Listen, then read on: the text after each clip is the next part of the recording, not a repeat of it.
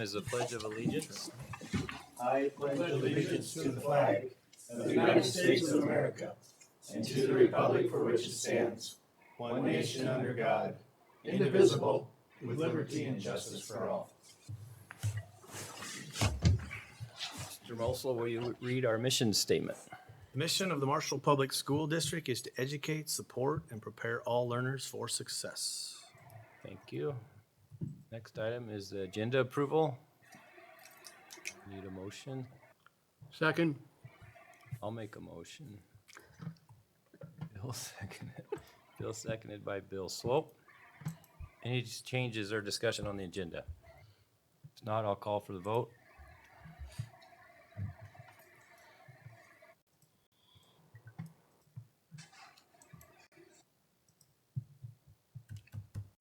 I'm froze up here. I'm sorry. Internet issues tonight.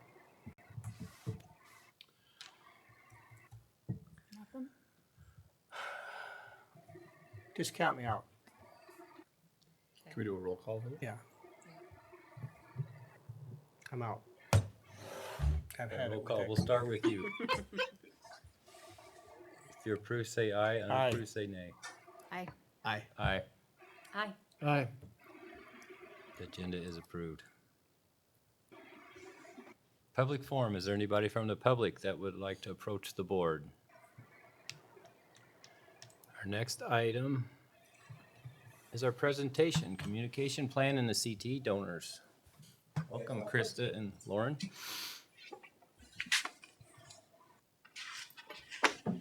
So I'll preface this with, I've shown them this presentation, we just haven't gone through it or talked about how we're gonna do this yet, so we'll share the slides and just talk about this project with you guys. One of you want this? Okay. Use that. I don't have a lot to say. So. Put it on.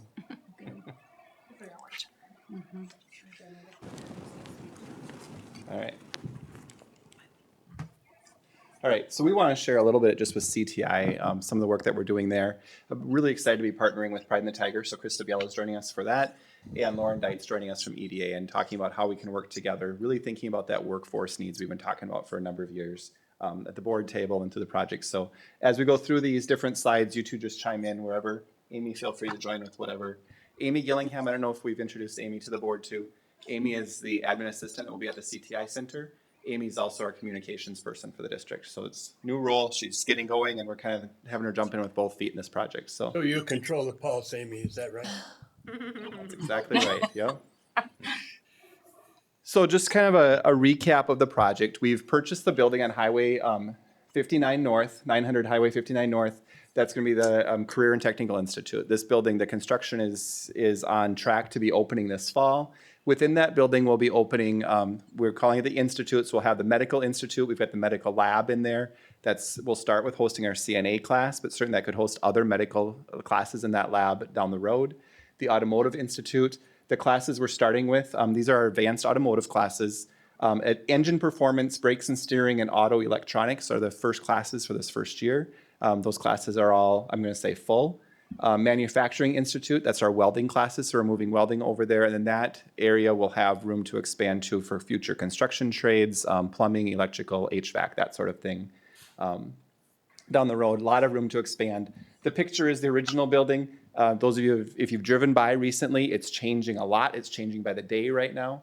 And like I say, we're on track to open this fall. It won't be for the first day of school, but we're looking at mid-October, so second quarter, we'll be able to start having classes in the new center. And logistics, just to kind of explain that too, because we've had questions about that. How does this work? My kid's going to go to that school.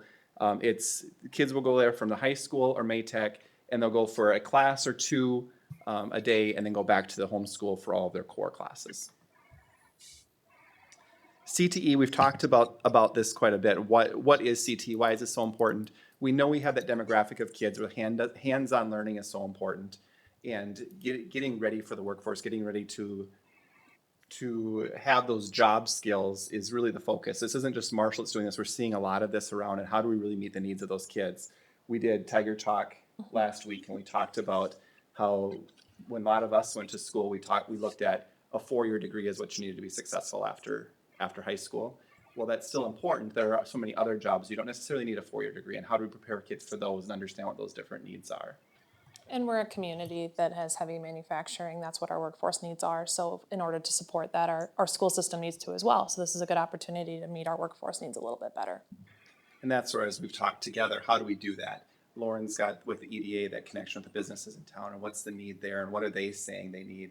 So we want to make sure we have that line open. We know that we can't do this on our own without business support. We know that businesses need help, and they don't have the access to kids without us. So that partnership within that is really important. And with that, then we've talked about why in Marshall. Why is this so important in Marshall? We've talked about the benefits for both sides, for both the kids and for the businesses. I'll go through this, or maybe I'll let you take the student side, Krista, if you want to talk about the student side. And then you can talk about the community side.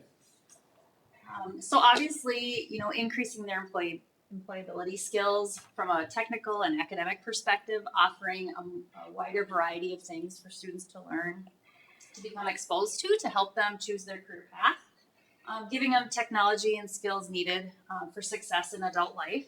And so maybe if they aren't going to go into auto mechanic type field, they'll at least learn how to do some things with their car. So these are all life skills that are important too. Expose and connect students to high demand career pathway opportunities. There's a high demand for a variety of different, what I would call hands-on trade type positions right here in Marshall and in the area. And by offering these courses, we're helping kind of build that workforce right here for what's needed. Earn those industry standard credentials. So when we think about CNA, not only is that needed for the different facilities that we have here that hire CNA, but a lot of times we're hearing now students who want to go on to even apply for a nursing program, they're asking them to have their CNA before they graduate from high school. So that, it fits kind of both of those needs. And then just really all the hands-on learning experience. And it's kind of meeting, we talk about all learners. Well, some kids learn better in a classroom and some kids learn better doing. And so having the CTE Center really helps meet some more of those needs. And of course, I say we invite Krista because of Pride and Integra, we're going to talk about how that partner fits in here shortly. But the benefit for student part also with her role as counselor, she sees this kids coming in the office talking about what they want after high school. A big part of our high school counselor's job is that schedule planning and thinking about where to go after high school. So how we meet more of those kids' needs with that, that's huge. Yeah, ultimately on the community side, the biggest benefit for these programs is the exposure for our students to what our employers are here in our community, getting those experts into the classroom and letting them meet the kids, teach them the skills that they'll need to stay in our community, build those long-term careers. And the return on investment, that's the biggest piece of it, I think, for us. We'll see those kids ultimately, some of them can come straight out of the CTI Center and into the workforce. So we have a huge workforce shortage right now. Last October, we hit a 1.4% unemployment rate, which is just unheard of.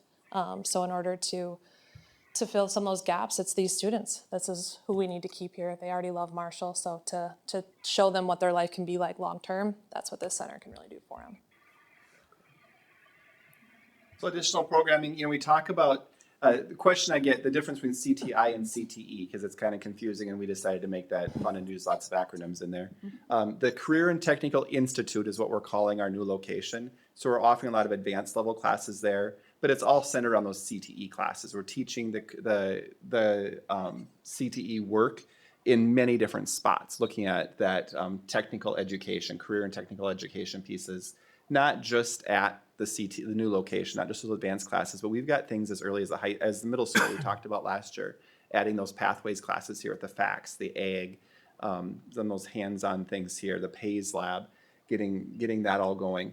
And at the high school, we've had a variety of things that have existed for years. This is really expanding some of that programming that takes place. So when we talk about expanding CTE education, we're adding more classes, but we wanted to we're not losing what we've got currently. Intra-Ed draws a lot of kids. And while Intra-Ed is looking at, of course, people that want to be teachers, it also is good for students thinking about other things in social work or in other types of careers as well, where you have some of those same skill set, getting in the classrooms and thinking about those human services type positions. Pre-engineering has been a popular class. Alex Kleppe was here last year one time and he showed some of the things that they're making there. So those are classes that certainly draw kids in. And of course, all the AG classes we have at the high school, FACS classes, wide variety of things taking place in our schools currently, and that's not going away. So as we talk about all those classes, these hands-on things, this is where we're going with the presentation today. We've really talked about how do we make this happen? Because as you guys know, our budget is always tight. We want to be able to offer the widest variety of things, the best opportunities for our kids, and we know it costs a lot of money to add this type of programming. So we've really worked to get the center open and get the basic things we need to start these classes. But all these classes take a lot of tools, a lot of supplies, a lot of equipment, and the project itself, getting the building open and have the facilities we need there, it's expensive. So what we're doing is we're asking for individuals, businesses to consider sponsoring this programming, this work happening in Marshall. And that's where this partnership comes together with EDA helping us make connections, and Pride in the Tiger. Pride in the Tiger does that. They collect scholarships and support students in a lot of ways now. We'll talk here in some future slides too, how that looks and how we see that going forward. The support that we're asking for certainly helps CTI location, but it's also ongoing.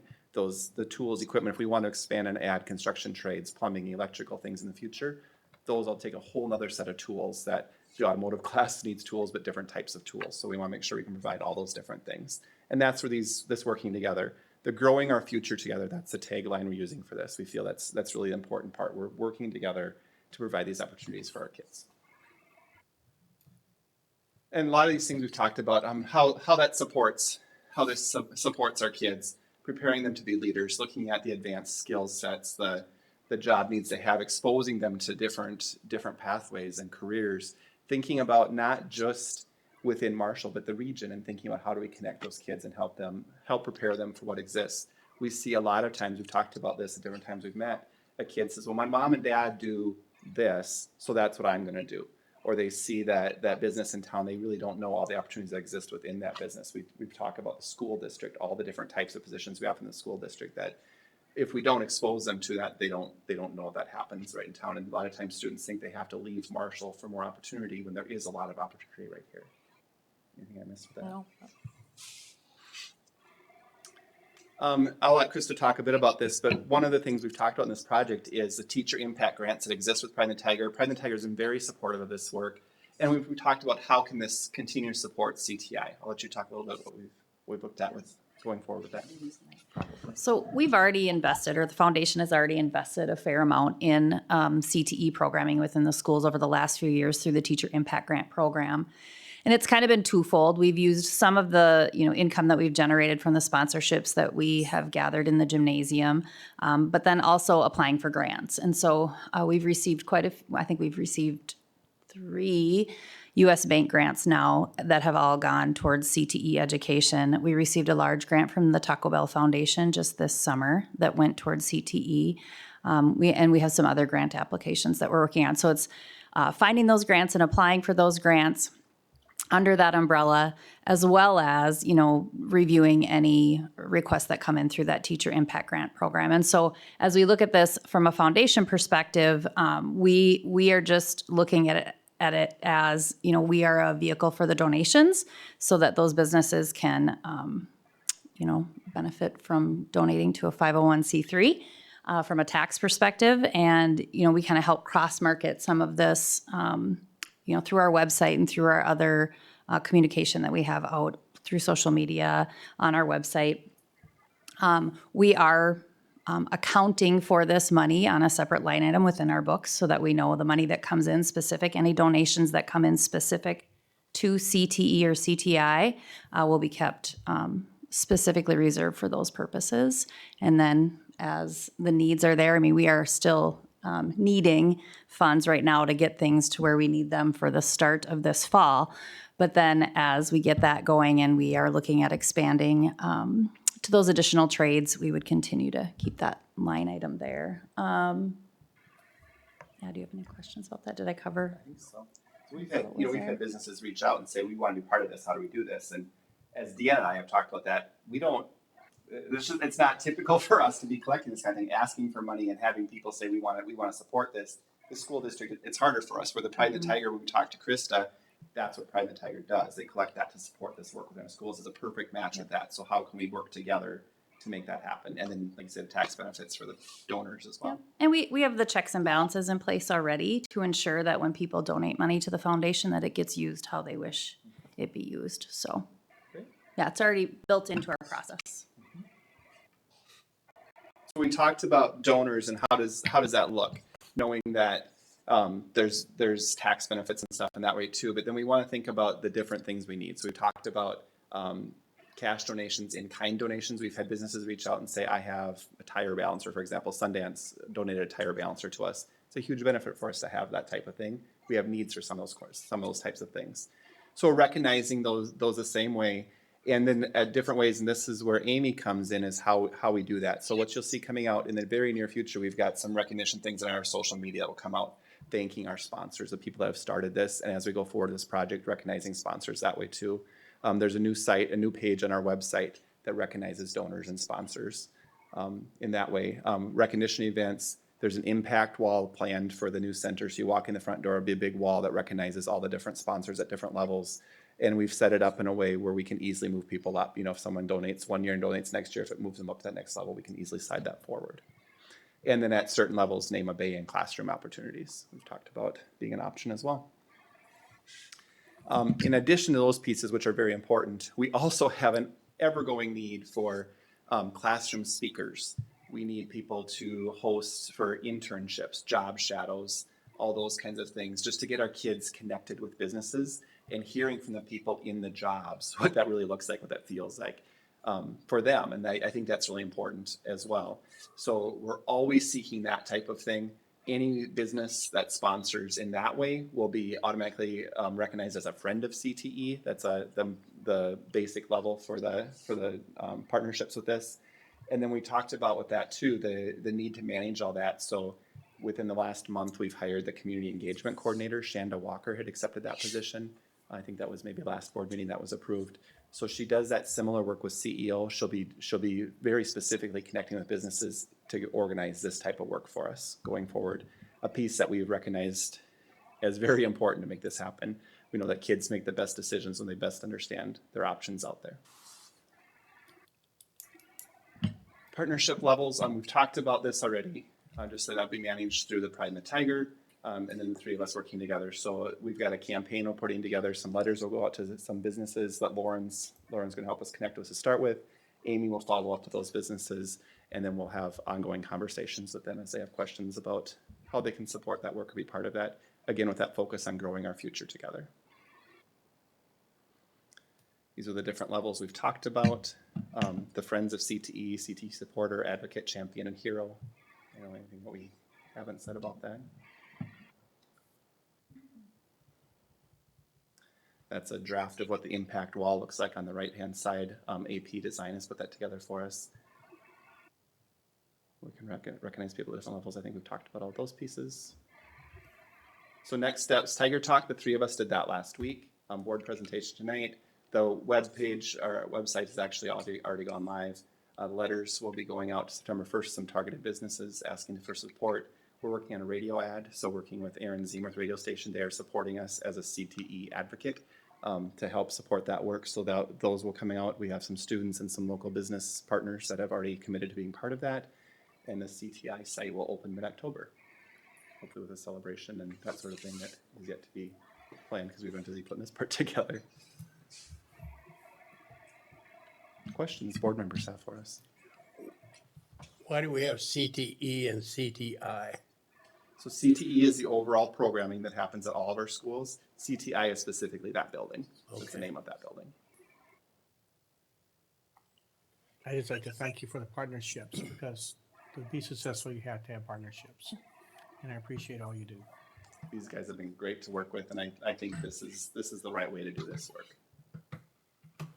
Yeah, we've seen a lot of other communities who've opened their centers, and this was the best direction for them to work with their city and make sure that they're more well-rounded in their approach to trying to get those sponsorships. So hopefully we have the same success. You're doing great work too, by the way. Thank you very much. Thank you.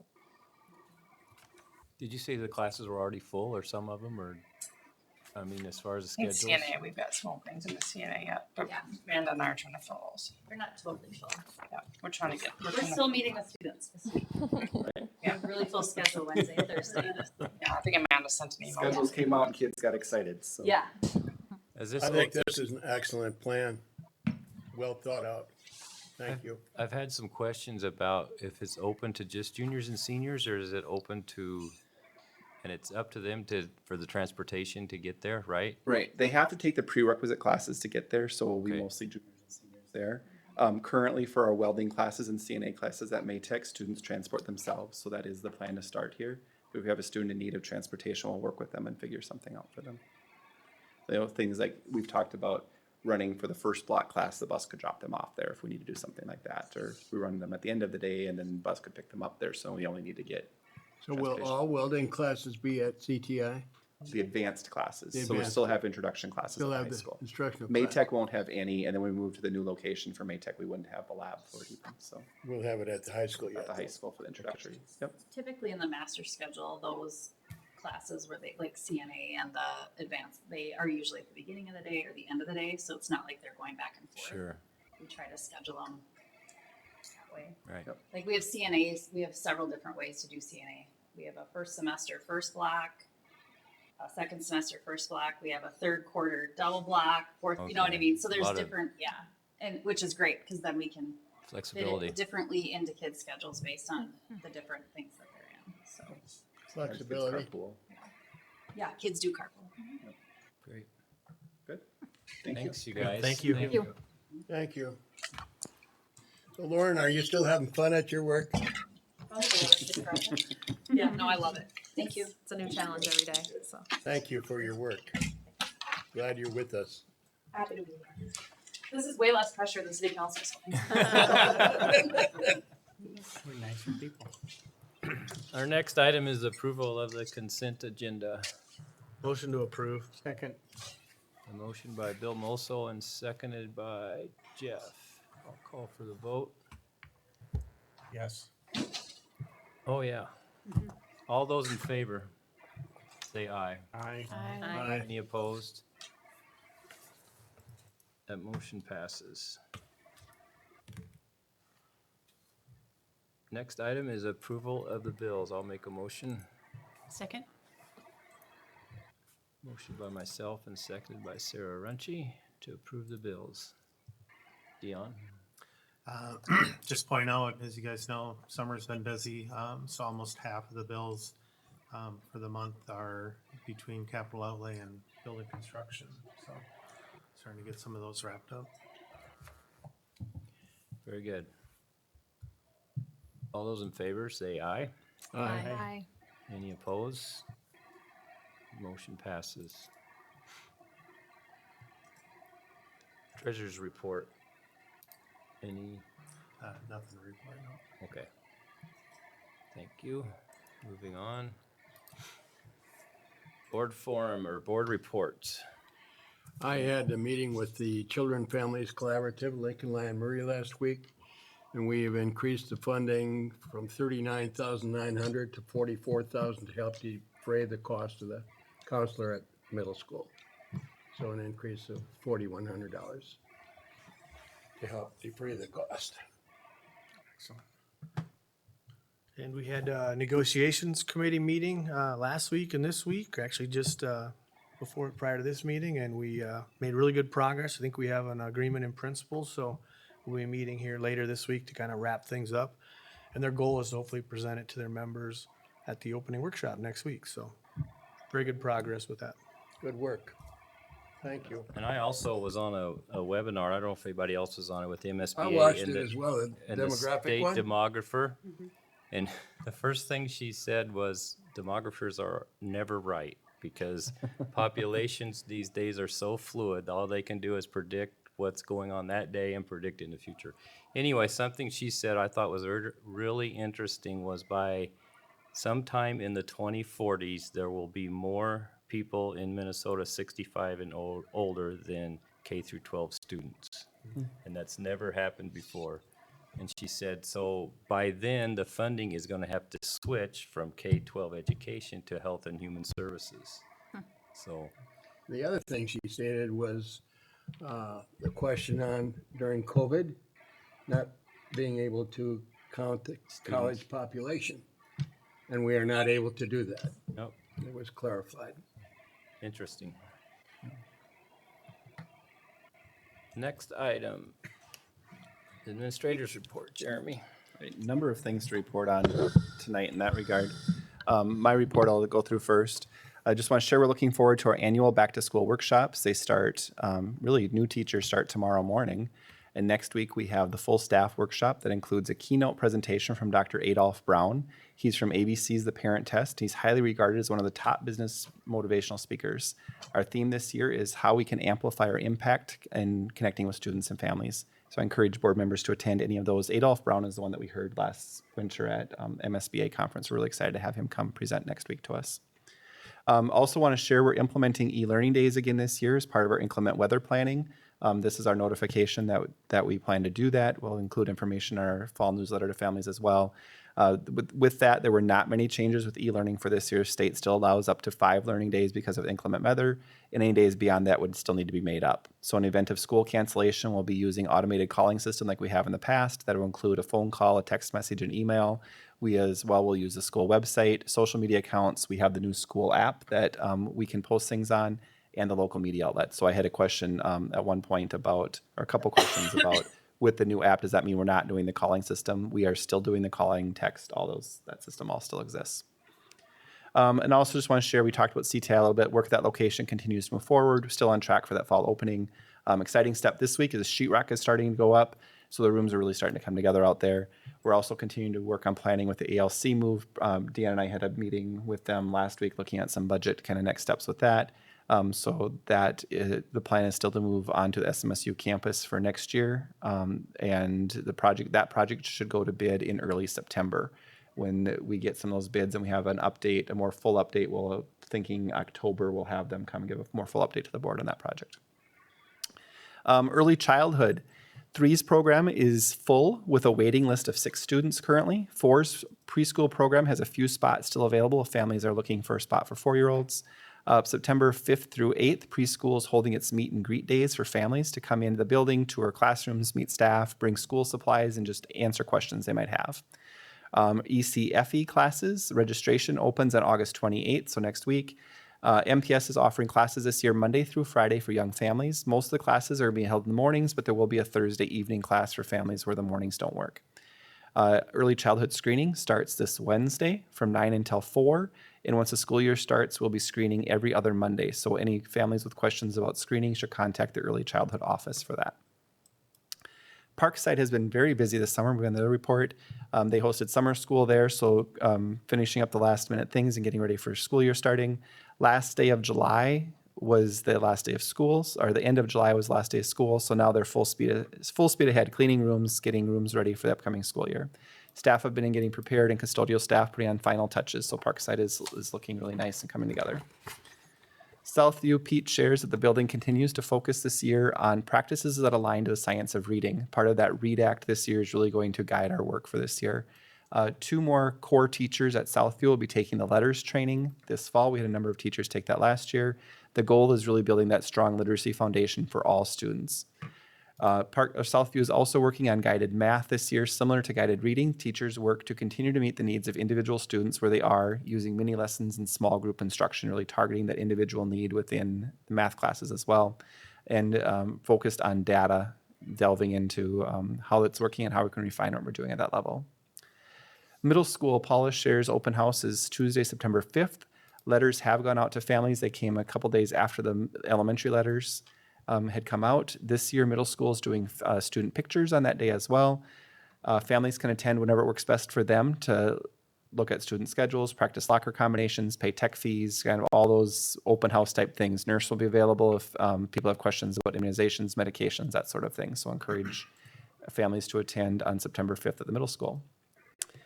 High school shares this time he is currently full. They've filled all teaching and paraprofessional positions at the high school. Just FYI, across the district, we still have, it was 5 open para positions this morning, but I believe we offered 1 this afternoon. So we might be down to 4 para positions. We have just a few last things we're trying to finish up there. August 10th, the high school released student schedules to students over the portal. So that was what Krista was talking about. Students have been going through that and coming in with some questions and refining schedules there. Counselors have been busy working on that. High school is running a first day of school on Tuesday, September 5th. It's going to be an altered schedule that day as they go through kind of getting kids oriented in the building. Ninth graders specifically will be there all day. And that day is led for ninth graders by the LINK crew leaders. The LINK crew leaders are junior and senior students. They've been trained in doing all of that work. All the other students will attend class meetings and mini sessions for each block. Buses that day do run at normal times. So if there's a 10th through 12th grader that doesn't have alternate transportation, they'll come in the school, have some place for them to be until it's time for them to start their orientation meetings. Maytech, she shares a few updates as well. MCTI, the new location, has been moving along, and so is staffing along with that. At the end of this last school year, we hired Amy Gillingham, who you met this afternoon at the meeting. She's the admin assistant and communications coordinator. We also have hired Shanda Walker as the community engagement coordinator. So Ms. Walker will be focusing on continued efforts of building those community partnerships focused on career and technical education programs. She will also serve as the work experience coordinator at Maytech, working with those students specifically in their on-the-job class, supporting high school business internships classes, engage with the community to bring employer partners for career fairs, panels, and collaborating partners. Ms. Walker is the CEO facilitator as well, so she'll continue to do that. Each is a half-time position. We're really excited to have her on board for that. She's going to do a nice job in that role. Activities shares a few things along with the new school district website. The activities site is new as well. So they're working on some final updates to the site, but it's all gone live with theirs. They're really focusing on connecting with fans and community in a new way. Another update that Activities shares is ticketing is going to look different this fall for the online ticketing. It's going to be a new app. We're using GoFan this year, and it has to do with the app we used last year. Wasn't going to work for us this year. It was sold, and some changes happened with that, so we had to change. So a lot of other schools in our conference and such are going to GoFan. That is up and running. It'll be a great experience for community. They feel like through the app and the browser integration, it will connect well to the website and be easy for people to use. So they can go on the website and get a link to download that app and to get their tickets through for all school events through that. Also, some updates with fan expectations. Mitch has been working with SMSU. We've talked specifically about football, but in other games as well. We've had a number of events where sometimes students or younger children will come without a parent to events, and we've had some problems with that. So we're really trying to encourage families, if you bring a student to the game, to attend with them. And at specifically football games as well, not having kids bring their balls in during the game, but to sit with mom and dad and to pay attention to the game. It has been a problem for a long time, and I know I told my boys at home and it wasn't well received at my house, so I get that. It really is about safety for everyone, especially if they're playing like at SMSU, if they're playing around the visitor stands. It can be distracting for the visitors watching the game. They like to play kill the carrier. They do. Yep. So we're going to try and focus on that this fall, starting the year off with some changes there. Teaching and learning. Beth shares that on August 13th, we had all peer coaches and the entire admin team. They attended a one-day training with Michael Maffoni. Michael Maffoni is with Solution Tree. We focused on how to improve our PLCs, how to look at that process. The book that we're following with that is Amplify Your Impact. That's where our theme was inspired from for this year for school, and thinking about how we can just do even more with our PLCs and help all those PLCs be more impactful in the classrooms. READ Act, she mentions as well, that was passed during the last legislative session. It's driving work in pre-K through 12th grade and literacy this year. A lot of changes coming through that, but we have some time to get some things put together, so just starting to look at how that's going to impact our classrooms. The goal with that new act, where we used to focus on read well by third grade, this new act is just all students read well, period. So there's not the third grade cut. So focused on how do we identify where all students are, how do we make sure we're meeting individual needs and helping them grow. So that's a lot of work for that literacy team, and then in the classrooms and how that will all impact our teaching. Special ed, Jackie shares in her report this year about the special ed assessment team, our SEAT team. This is something that's been a great addition for our district. It's been in place for a number of years. The SEAT team comes in, does assessments for the special ed teachers, and then the special ed teachers have caseloads where they don't have to worry about doing the assessments as well. So this was a change. The overall class, our caseload numbers increased when we add the SEAT team, but without doing the evaluations, that's been manageable. It continues to be our plan going forward. It's been well received across the district. In that need, we see a lot of increase in needs for special education within that population. And it's just, this has been valuable having this team of people that does that. And we're very consistent with the evaluations as well. She shares that initial evaluations are conducted when there's an educational concern and the student is not yet on an individualized education program or IEP. Last year alone, during 22-23, we had 36 initial evaluations. That was a student that wasn't on an IEP that was referred as possibly needing that support. It's a lot of kids to go through and make sure that we're being accurate and finding the right level of services for all those students. And then after that initial, there's re-evaluations that happen every 3 years, and the SEAT team coordinates all of those as well. So a lot of work there, and we appreciate the work that team does. In her report, Mary Kay this time for special projects shares that the APAC committee have set their goals for this year based on following up results from last year and continuing the same work and growing the work of that committee. She also shares a crisis team. She's been organizing that, or that team's getting ready. They're also going to focus on improving work from last year, kind of continuing things they started. Specifically, the crisis team this year is going to look at cybersecurity and incident response within that as we see more needs across the nation with cybersecurity. That'll be a focus. Emergencies outside the regular school day. So what happens if there's an emergency on a night or on a weekend when there's an activity in our school, and how do we respond to that to make sure people have access to what they need during those times? Working on our emergency medical teams at each building and how those work across the sites. Also some updates within Alice and Safe Schools and how we train people for those types of drills. And then just maintenance of last year's focus results as well. So that team has a lot of work to continue doing, but it's certainly been a valuable team as well. Yeah. Thanks, Jeremy. Just a few things to point out. Attached is the Certificate of Excellence in Financial Reporting. We received again this year from ASBO. That's the Association of School Business Officials. It's international. And I just put a quote in there from Susan Lambert from ASBO. It says, "Congratulations to you, your staff, and your district for receiving the ASBO International Certificate of Excellence in Financial Reporting for fiscal year 2022 Annual Comprehensive Financial Report. Your participation in the COE program for 12 years is a testament to your district's commitment and transparency and high-quality financial reporting." So that goes past my being here to when Bruce was here, but for 12 years now, we've received that award. I want to interrupt just a second. I just want to say a big thank you to Dion and the back office team. That's a lot of work that goes into that, and the financial planning. You look at our budget each year and how close we are each year with that. Certainly a testament to the work that takes place back there. So thank you. Thanks. Well done. Just pointed out again, thank you to our Warren, the custodial staff, the maintenance and grounds crew. They really have been working extra hard this summer, and you could see that in a lot of the building reports. They pointed that out too, and it doesn't help having a 100-degree week, 2 weeks before school to try and finish things up, but.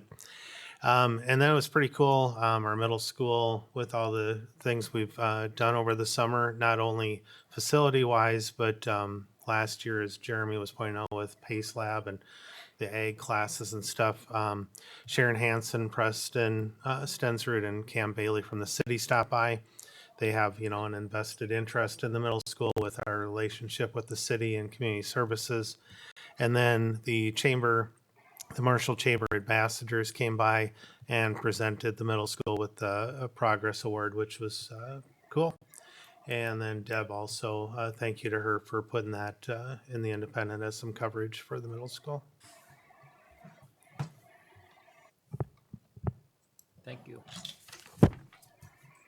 Our next item is first review of policies 801, 802, 805, 807, 808, and 809. Any questions or discussion on those? Just share that where our last kind of round we had a bunch of policies was the legislative updates. This is back to the regular Rotation. rotation updates. Yep. Okay, our next item is the second review of policy 710 to 714 and 720 to 722. Any questions or comments on those?